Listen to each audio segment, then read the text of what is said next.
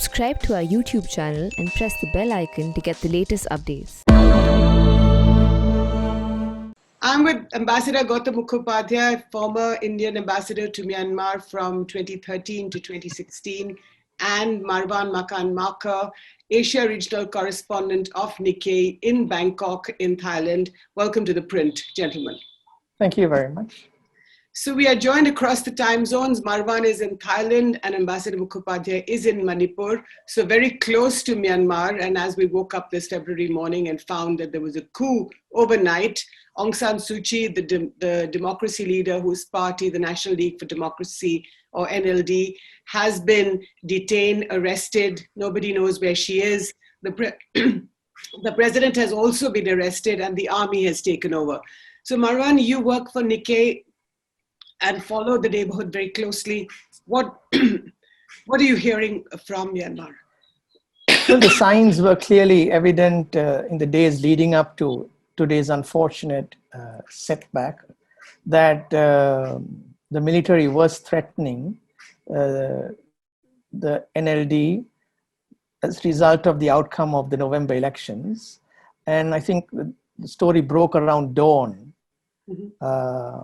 that the military had intervened to stop the parliament from beginning its sessions today. So that was the first news that went around, and I think a senior general Min Aung Hlaing has made it very clear that the military plans to be in power for at least 1 year.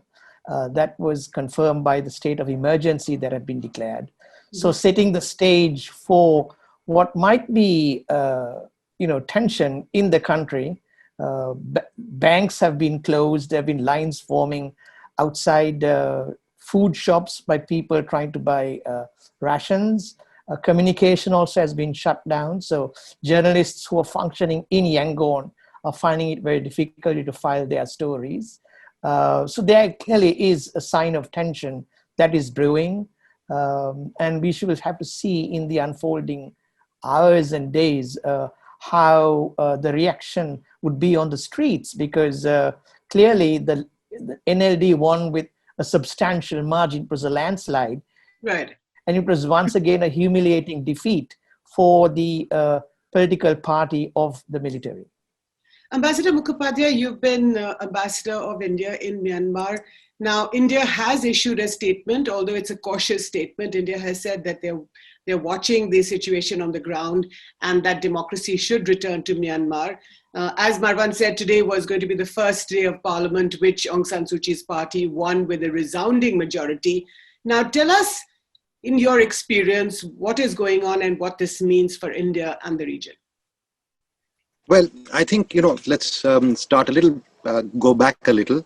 The 2008 constitution was drafted by the military, and it was drafted by the military with the intention of remaining in power, perhaps behind a civilian party, but remaining in power, for at least an indefinite future.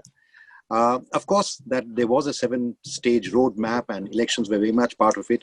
Even in 2015, the USDP, which lost the election, the military was not very happy with the outcome of the election, and also not very happy with the possibilities of instability and disorder that might come with democracy in the wake of the victory. Dosu has been extremely careful to maintain an orderly transition and as well as an orderly, 5-year in government. But this has been a very uneasy cohabitation right from the beginning. So when you say never really reconciled. Sorry, when you say Dosu, you're referring to Aung San Suu Kyi. Yes. Dosu is a short form. Extremely sort of uneasy with this relation, extremely, I would even say, unhappy with this relationship.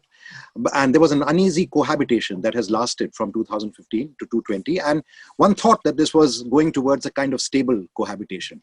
But I think the election results were really a bit of a shock for both the USDP and the military behind them, because a lot of the calculations of the military to remain relevant in power in Myanmar were contingent on at least having a party in the parliament that could strongly support and represent it. And perhaps their hope had been that if the USDP had been able to show a better performance, and they believe that, if they had been what they consider a free, and actually it was free, but a fair election, then they may have been able to cobble together the number of seats that would have given them a chance to make a bid for power, much like much like during the Thein Sein regime, Right. when the NLD was in position. That hasn't come to pass, and I believe that the Election Commission has also not been very receptive to the efforts of the army and the USDP to reopen some of the electoral grievances and complaints that they had. Okay. So in many ways, as Marwaan said, this has been a situation that had been brewing. And the signs just before this happened was that perhaps it would not tip over, but quite clearly the outcome has been very different. So Marwaan, you watch the region. You're in Bangkok. China hasn't issued a statement yet. The Americans have said that Myanmar must return to democracy. The Indians have made a cautious statement, but nothing from Beijing. Nothing from Beijing, and I think those of us who watch the region would wait for a reaction, because even towards the second half of last year, China's agenda to develop this economic corridor that would gain it access to the Indian Ocean, connecting its southern province and Yunnan, was something that Beijing had been pushing and promising billions of dollars through projects. But there had been some pushback, both from within the Aung San Suu Kyi's government. They were not happy with sort of this juggernaut barreling down from the Chinese border. And even the military has diversified its resources. India, for instance, has given it a submarine. Yeah. So the Chinese have felt some pushback from the military also, when the military found that weapons that were used by rebel groups along the China-Myanmar border were sourced to China. So yes, China has not reacted yet. We'll be watching, but their concern would be how it's going to affect stability, because that's what the Chinese want, not batting for democracy. But Ambassador Mukhopadhaya, wouldn't you say that this seems to have been thought through on the part of the military? Now, would you then say that they may have consulted the Chinese, although, as Marwaan points out, it's not a completely rosy relationship? But having said that, there would have been some talks with the Chinese, would you say? I would hesitate to jump to that conclusion. I think the Myanmar are quite independent by themselves. They've always actually, the Burma majority of Myanmar in particular has always had a sense of its nationhood, past imperial tradition, and even at the worst of times, that sense of neutrality and independence and autonomy is something that they have not sacrificed. By the way, the USDP government, backed by the military, in fact, kept China off balance in that period between 2011 and 2015, by suspending the Mitsun Dam and so on. So they had shown that they have the spine, and they were very adept at balancing other international powers, in the process of their democratization and political reforms and economic reforms. They drew in the United States, they drew in Europe, they drew in Japan, and India. They had been engaging. So they had managed to keep the Chinese quite balanced. And there was a kind of apprehension at one stage that, the inexperienced Democrats who came into power may not be able to handle the Chinese quite as well. But as Marwaan has just explained, in the context of the BRI, the NLD government has shown that it's no pushover to the Chinese either, and has either negotiated very tough and got a much better bargain, perhaps with the background of the experience of other countries in the process. But on the whole, they have managed to protect the Myanmar national turf quite well. So I don't think even the military would have gone to the extent of consulting anyone before they would do this. I think they have a sense of their pride and their their kind of honor in this respect, just as the NLD does. And this has been brought about by sort of the internal politics and the internal pushes and pulls of politics. One thing certainly is the case that it is to be seen whether, if there had been some deft behind the scenes good officers role played either by civil society representatives or political representatives in Myanmar, or perhaps other countries internationally, whether this could have been prevented. Because after all, what tipped it over was an electoral dispute. And until then, otherwise they had been, it's true that the Myanmar military could not reconcile and stomach the possibility of being completely routed politically as a result of this elections. So they needed to show that they had some leverage to come back. Marwaan, in 2015, the NLD, which is Aung San Suu Kyi's party, won the election with a landslide. Again in November 2020. Again, in fact, it was a bigger landslide. So isn't this a big message to the military in Myanmar that although they have ruled the country for decades, soon after Aung San Suu Kyi's father's assassination in the 50s, that the people of Myanmar want a democracy and that they will continue to vote for one? True, but I think the fault line that has shaped Myanmar since 1948, when it gained independence, was the forces of democracy against the military. It had 1947 was its first constitution, and then you had General Nevin stage a coup in 62, and then he destroyed that constitution. Then you had the next constitution by the military in 1974.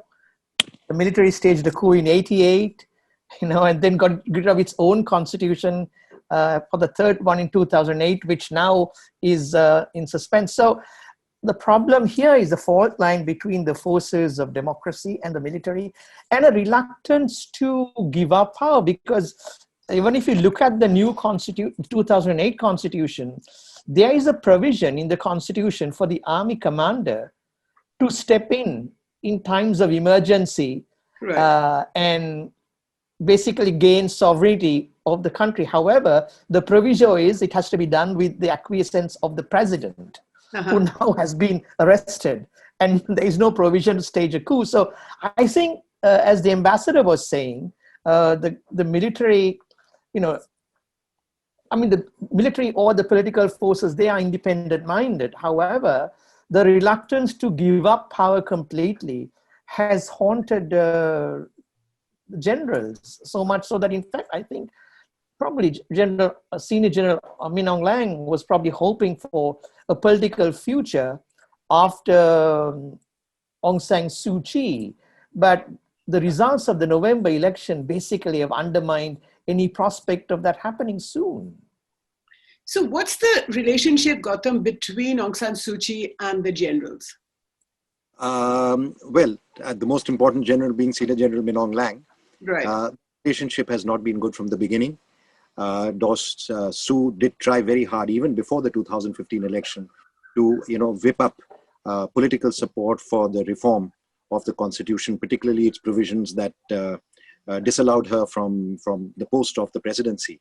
And even after that, she did make some efforts through the parliament to be able to amend the constitution. But there has been virtually no dialogue between the senior general and Suu for the last several years, at least since I think about 2018. There have been people taking messages back and forth, even as recently as as before the coup. But I think the fact that there's been virtually a Cold War effect. It's been a test of a staring contest between the two to see. But can I ask you both here that, when the Rohingya, whether you call it a massacre or a genocide, now those are very strong words, but when that happened and when thousands of Rohingya were killed and then again thousands escaped to Bangladesh and also some to India. Now Aung San Suu Kyi kept very, very quiet. She's a Buddhist, and the Dalai Lama, I know, sent her messages and said, you have to speak up, but she didn't speak up. Yeah. Gautam? So, I think, there she was being a good politician. She could sense that the public sentiment in Myanmar was simply not in favor of the Rohingya. The public sentiment was in favor of, a kind of Burma nationalism that did not see any place for the Rohingyas in their ethnic national makeup. Basically, she has gone along with the public sentiment.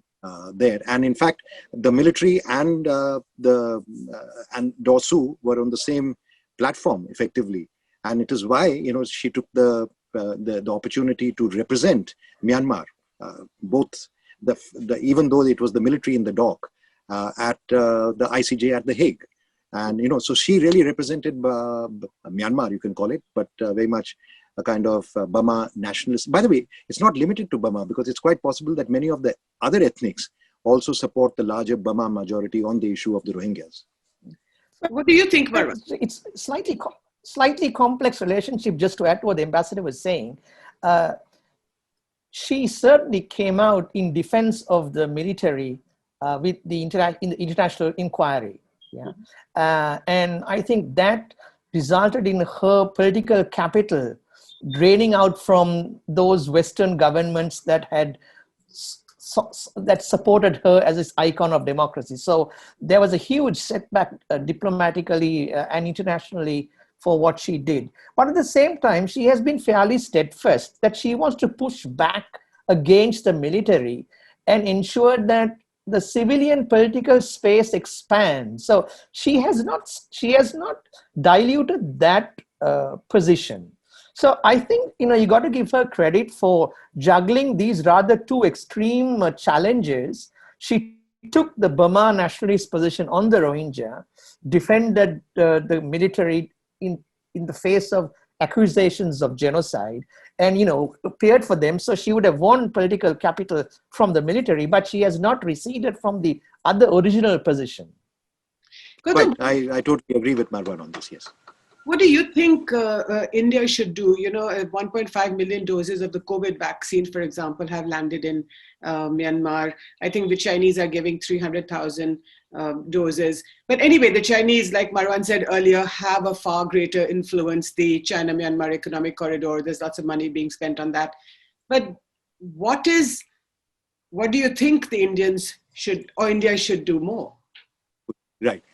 So one thing that India has, which perhaps it has more than China, and I think the recent visit of the Foreign Secretary and the Commander-in-Chief of the Army together was a sign of that India does command the trust of both the civilian leadership, the civilian government, as well as the military in Myanmar. India is not the only country to do so. I think it's very likely that ASEAN as a group, there are other countries like Japan perhaps, who have a similarly, sort of good working relationship with both sides. And at the same time, I would say, being on the side of supporting this expansion of the civilian space, a democratic government in some form or the other over a period of time without necessarily taking very black and white positions on the situation at a given moment. So I think India still is in a position, if India feels that this situation is not going to be a permanent situation, the coup is not going to be a long-term coup. If we take Senior General Min Aung Hlaing at its word that it's an emergency for 1 year, there is a space in which the international community, India included, could play a role in trying to reconcile the civil and military components of Myanmar. And remember one thing, this is very important, that the entire coercive apparatus of the state is with the military. So in a way, the civilian government is a civilian government, but without the use of and the control of a kind of coercive apparatus. So that's a reality that we have to take into consideration. India also has to take into consideration the reality that Myanmar is very important for its Act East policy. Myanmar is a very important country in terms of the Chinese presence on our border. It's a country that shares a border with both of us. So India will have to balance, geopolitics, democracy, and various other considerations. But what India has and India can use, and India would be better positioned than the West or even China, I would say, is to use this trust factor to restore some sense of cohabitation between the two sides of the Myanmar. What do you think? Yeah, Marwaan, what do you think? I think Asian countries like India and Japan, who basically have democratic credentials and economic weight, should probably deal with this issue independent of what pressures might come from the West. because I think the Japanese suffered a lot as a result of what happened after 88, when they were dragooned into following a Western policy and lost leverage, and that opened up space for China. So I think both India and Japan have an existential question to deal with China's influence in Myanmar, which is not the case with Western governments, who probably are doing it much more on a matter of principle, which is fine. So I mean, as the ambassador said, well, India does have democracy as a calling card, which the Chinese don't. So has the Japanese. Japan has invested huge amounts of money since 2015 period, so they have economic leverage. But they both will have to figure out how to navigate and even probably win the confidence of the generals with China in mind, whereas Western governments can rush with grand statements on a matter of democratic principle, which they will do. But the Asian country, and even ASEAN, for instance, Indonesia has already issued a statement. It is an economic, a political powerhouse in the region. Yeah. Probably we'll have to work out an independent way of dealing with this challenging environment, rather than aligning themselves completely with the Western camp. But Marwaan, tell me, India's calling card, which is democracy, is a fine one. But at the end of the day, Myanmar, which is a poor country, do you think it would rather seek the benefits of China's riches and the low interest rates that it offers on sort of, projects and other... But no, I'm not saying that it has to be a trade-off. It's simply that when it comes to democracy, the Indians can talk that language, right? Whereas the Chinese can't. It's one political space where you can't find a Chinese in a room discussing democracy.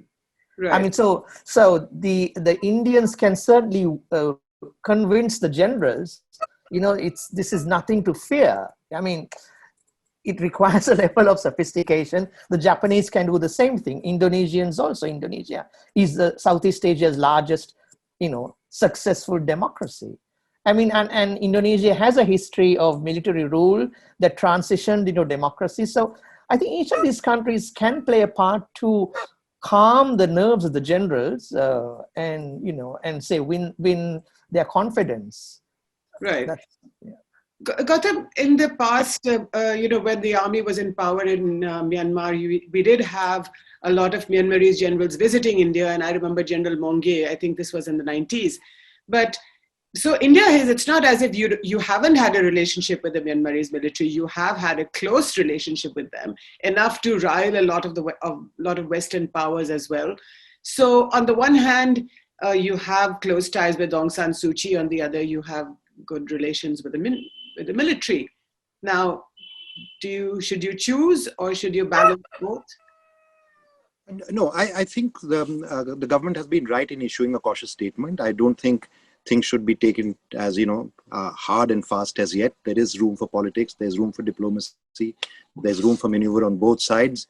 I don't think India would welcome a situation where will be forced to take sides. I think constitutionally and in terms of the kind of affinity that the Myanmar have with India, India will be with the people of Myanmar, and the people are best represented by a representative elected government. So India will want to be on the side of the people and with the elected government.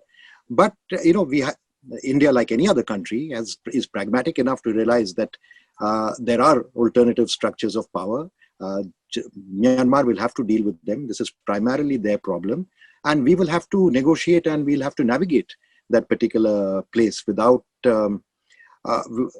managing both. So at least for the time being, given the fact that, as I mentioned, the entire coercive apparatus of the state, including the army, the defense of Myanmar itself belongs to the army. The defense of Myanmar is something that we can support. Right. And therefore, we will always support a national army of Burma. And I think the spirit of the kind of relationship that we have developed with the Myanmar armed forces has been in the spirit of strengthening their defense, not strengthening the military part of the power structure against the civilian. Right. And I think we've done that quite deftly. And it has been, the fact that they could accept a double-headed visit, if you may call it, of the foreign secretary and the army chief without either side, putting their foot down against such a visit is a sign that both of them are comfortable with the India relationship and don't feel that we have something to play, between the two of them. Well, the cocks are crowing very loudly where you are, Gautam. So sorry about we've had serious electricity problems. So I had to last shift out. question to you, Marwaan. What next? What happens now? Well, I think first sign to look for is any reaction from people who might feel disenfranchised, because that's going to be an explosive issue if history is an indicator. As the ambassador said at the beginning, the Myanmar people are very passionate about the way they see themselves politically. There have been student uprisings, there have been protests, there have been monks who have taken to the streets, as we witnessed in the Saffron Revolution of 2007. So I think what we have to see is what kind of tension boils over. There was a rumor circulating, and it's still to be confirmed, that Aung San Suu Kyi is supposed to have issued a statement asking the people to come out, but that now has been questioned whether it was a fake statement. I mean, maybe clarity on that would be an indicator. But we have had the people of Myanmar have had years of democratic space since 2015. They had somewhat partial space since 2010. It's not going to be easy to roll back what has been achieved. And the regime, the government has cracked down on internet communication. But that is also a new reality that they will have to deal with, because social media is very intense and very active in Myanmar, like in many other countries in Asia. Right, governments have been cracking down on on social media, and internet bans are all over the place. And in fact, I tried to get in touch with several journalists inside Myanmar, but was not able to. And we will be watching the situation as it unfolds. The Buddhist clergy, we'll wait to see what they are doing. As you pointed out, during the Saffron Revolution, there's a very powerful picture of Buddhists walking with their bowls upturned in a very symbolic protest, saying that they didn't like what was going on.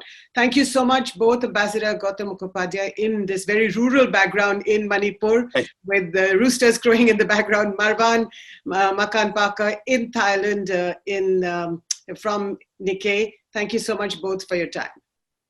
Thank You're you, welcome. Jyoti. Thank you. Marwaan.